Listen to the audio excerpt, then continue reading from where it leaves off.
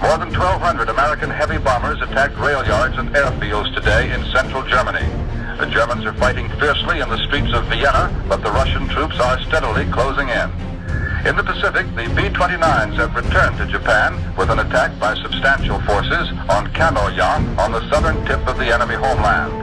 A U.S. drone strike ordered by President Obama killed Taliban leader Mullah Mansour in Pakistan this weekend. Dozens of highly skilled al-Qaeda commanders, trainers, bomb makers, and operatives have been taken off the battlefield. Plots have been disrupted that would have targeted international aviation, U.S. transit systems, European cities, and our troops in Afghanistan. Simply put, these strikes have saved lives. The Trump administration is moving ahead with plans to make it easier for the CIA and the military to target terrorists with drone strikes.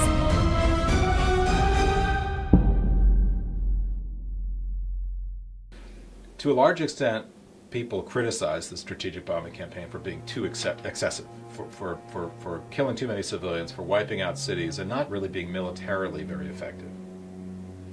And the evidence for this is that the Germans were fighting ruthlessly up until the very end of the war, and their economy hadn't stopped either. So up until the very end of World War II, the strategic bombing campaign hadn't really significantly halted German ability to wage war. But what the counter-argument to that is, the Germans had to put so much money and so much man-hours and so much productive capability into anti-aircraft weaponry and into their own aircraft fighter interceptors that they wouldn't have had to do otherwise. And that drew resources away from other theaters, for example, the Eastern Front fighting the Russians. So in a knock-on effect, yes, it weakened them. It forced them to put money and resources into a certain theater of the war that they couldn't put elsewhere, and that might have made it easier, a little bit easier for the Russians to come in, or maybe made it a little bit easier for the Americans to come in. Another factor is that the strategic bombing campaign forced the Germans to engage the United States in the air, and eventually Americans and the British wiped out the German Air Force. Now, why is that important? Because on D-Day, June 6, 1944, the Americans landed in France, and they had total supremacy in the air. And that's one of the reasons that our invasion of France was so successful. So in these second-order effects, yes, the strategic bombing campaign contributed to the outcome of the war. But remember, we're talking about the loss of anywhere between 600,000 and 1 million lives. So it came of civilian lives. So it came at a very, very high price. Strictly speaking, did the strategic bombing campaign help end the war against Japan? No. If you include the atomic bombs, then the answer is, well, yes. We know that the use of the atomic bombs pushed the Japanese towards agreeing to surrender. But it's not clear at all that the strategic bombing of the cities, especially using incendiary weapons, was the factor that made them surrender.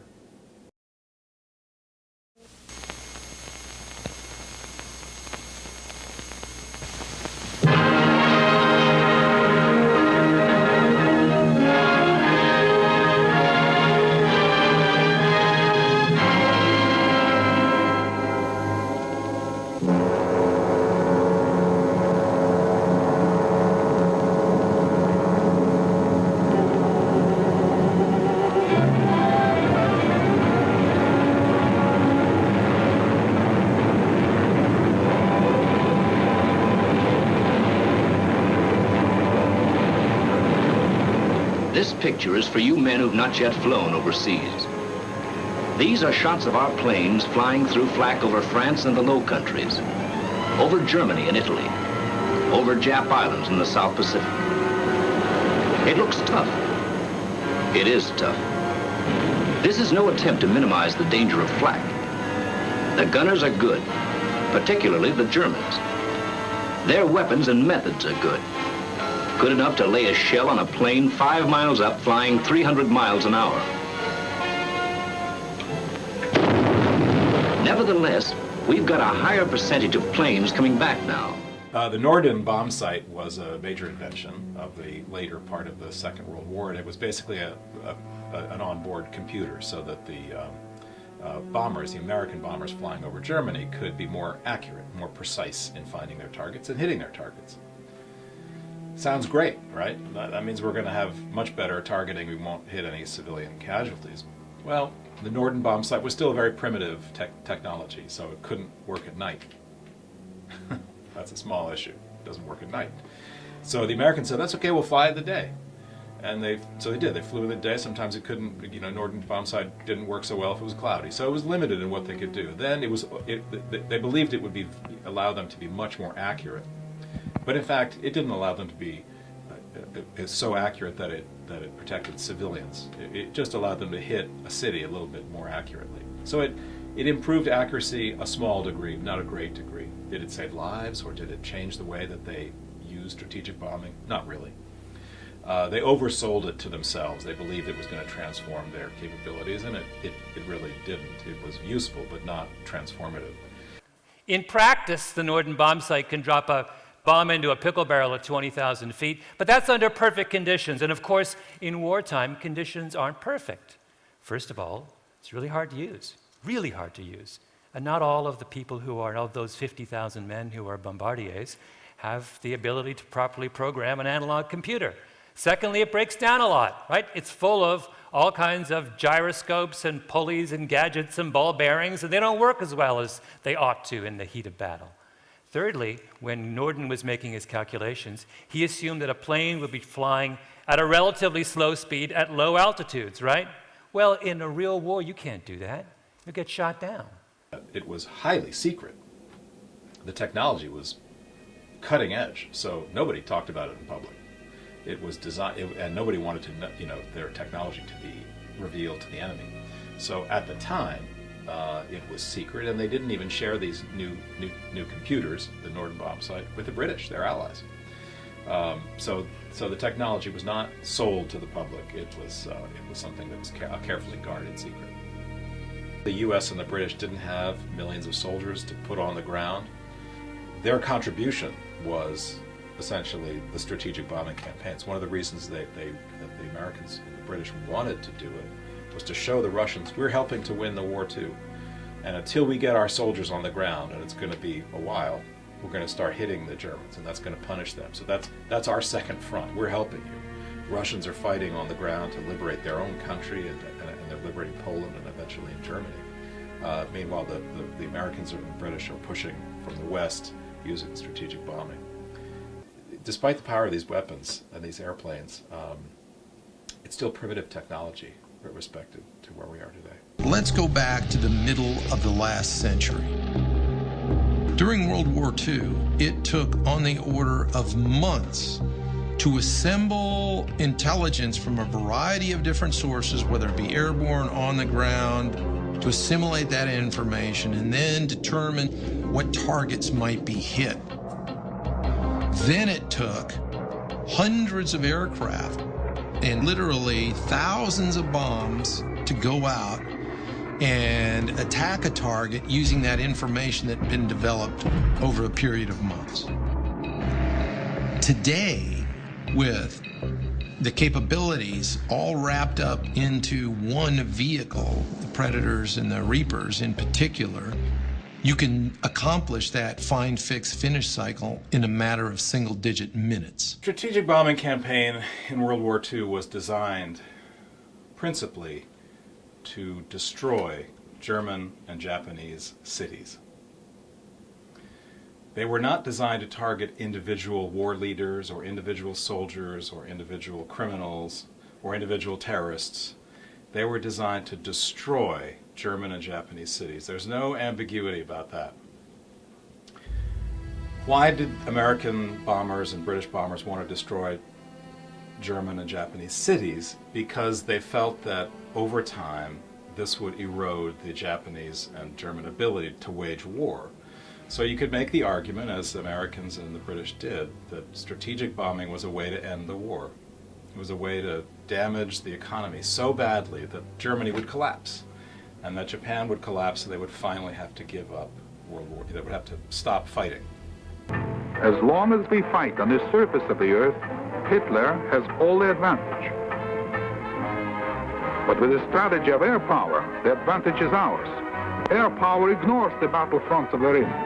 By direct and independent action, it strikes at the hub. this all-important source of enemy power knocked out, the whole structure will collapse, and our surface forces will move in and clinch the victory with a tremendous saving in human lives. There it is, what we're after. Ball bearings. We've found that almost the entire German production of ball bearings is concentrated here. Without ball bearings, the entire German armament industry will slow to a halt. This caused enormous, just epic, jaw-dropping damage to the cities of Western Germany and, of course, to most of the major cities in Japan. The German bombing began, or the bombing of Germany began by 1942. And in Japan, it came relatively late in the war, but it was devastating, and it killed hundreds of thousands of people. We still don't really know exactly how many people were killed by U.S. and British strategic bombing. In Germany, probably 500,000. In Japan, hundreds of thousands. So maybe as many, if you add it all up, maybe 1 million people were killed by American and British strategic bombing. Now, against that, you set the use of drones, which are a new technology today, and of course, they're very, very, very different in every respect. Drones are designed to be very precise, to go after individuals who the U.S. government feels are a direct threat to the United States. The technology is remarkably precise. There have been civilian casualties as a consequence of dropping bombs on potential terrorists, but the difference is night and day. I mean, these are two separate ways of fighting a war that are dramatically different. Now, what's happened? Well, in the 70 years between these two events, the technology has changed. If Winston Churchill and Franklin Roosevelt possessed drones with cameras on them of the technology we have today, they would have loved to use them, but they didn't. So the technology was a blunt instrument that we had in 1944, 1945. Nowadays we have a much sharper, precise scalpel. So we're talking about two very different eras of war fighting, two very different kinds of tools of war. Prime Minister Winston Churchill initially embraced the use of strategic bombing because it was the only weapon they had that they felt was powerful enough to really start to bring the war home to Germany and Japan. But towards the end of the war, Winston Churchill started to get cold feet, and he began to say, "My God, what are we doing? Are we going to regret this forever? They'll hate us forever. We'll be thought of as war criminals for having killed so many civilians using this very blunt technology of bombing." And some people believe that indeed it was excessive, and it crossed the line broke the rules of war. So these are very controversial questions. The weapons that can be used operate with an air distance of less than 9 feet. You can put a weapon through a window-sized opening with ease. Drones don't have the gigantic capability to destroy an entire, an enemy from top to bottom, to erode their economy, to that kind of thing. The power of a drone lies not in its scale, in its size, but in its precision. So they can identify one particular leader, one particular enemy, and say that guy's going to get blown up tomorrow at 3 p.m. when he comes out of his office building. Over time, that can have the effect of degrading terrorist networks. That's the argument for using them, and that's what the government says it's doing.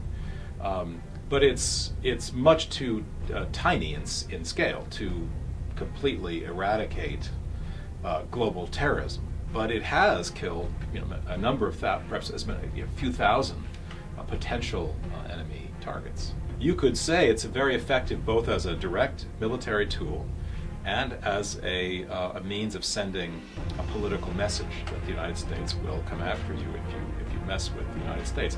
Now, I'm giving you the way that the U.S. Defense Department likes to talk about drones. They love drones because of all of these advantages. There are some problems with drones. One of the problems, I'll just mention this quickly, is that we don't often know who is the drone targeting. And who has decided that that guy should be blown up while he's driving his Jeep across some patch of terrain in Afghanistan? Well, there's no court that has decided it. There's no legal process.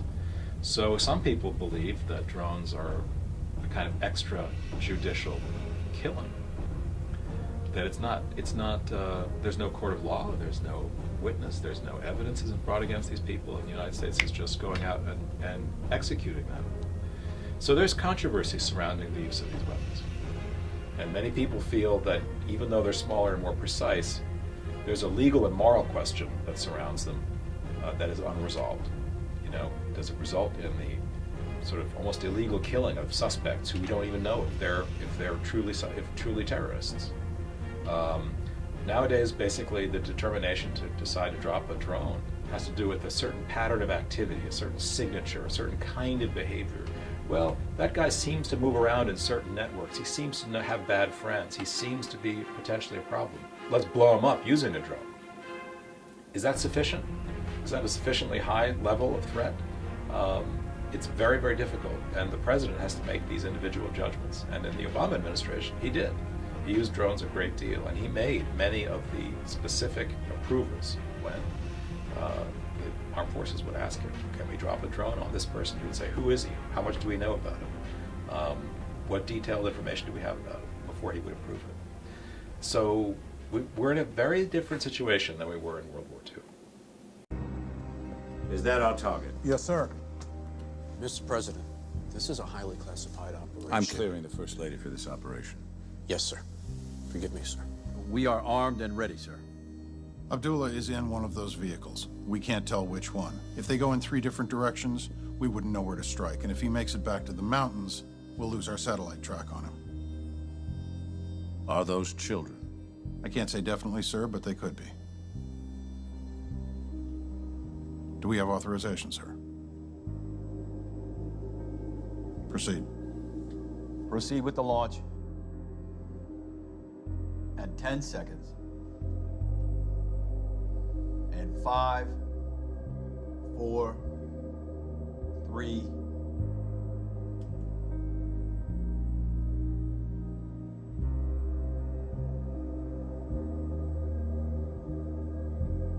Target is destroyed, sir. Thank you, everyone.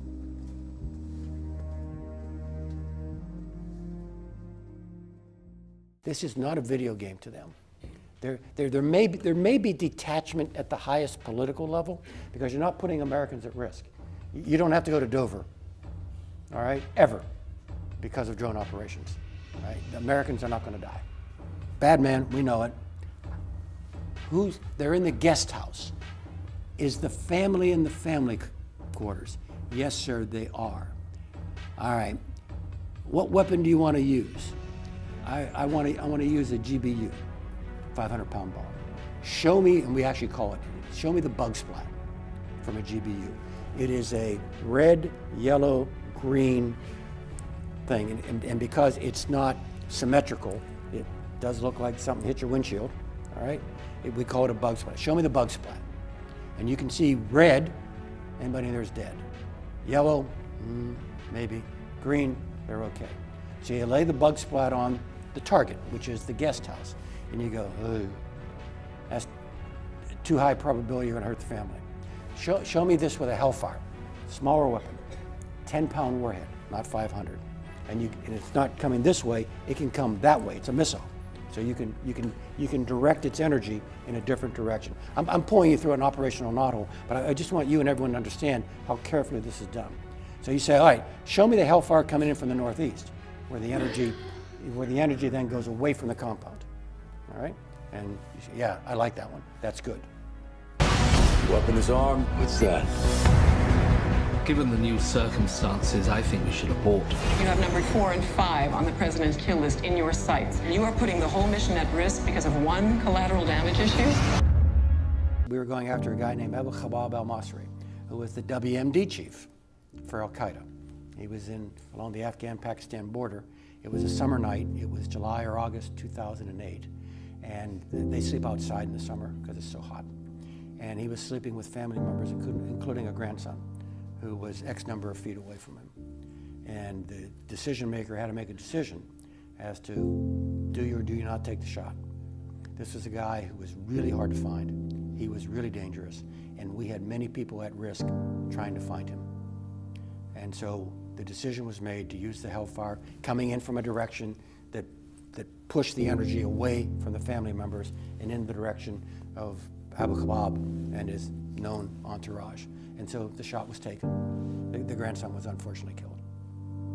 Okay? And that's the kind of decisions people make on your behalf every day. They're not immoral, they're hard. They're under a lot of stress, that they too suffer some of the symptoms of post-traumatic stress disorder. And the reason for that is they have cameras on the drones. Of course, it's not just pressing the button, they're watching. And often the drone hovers above their target for a long period of time. Sometimes they wait until some civilians are out of the way, but it doesn't always work that way. And then after the explosion happens, the camera is still lingering on their target. And so they see the results of their bombing.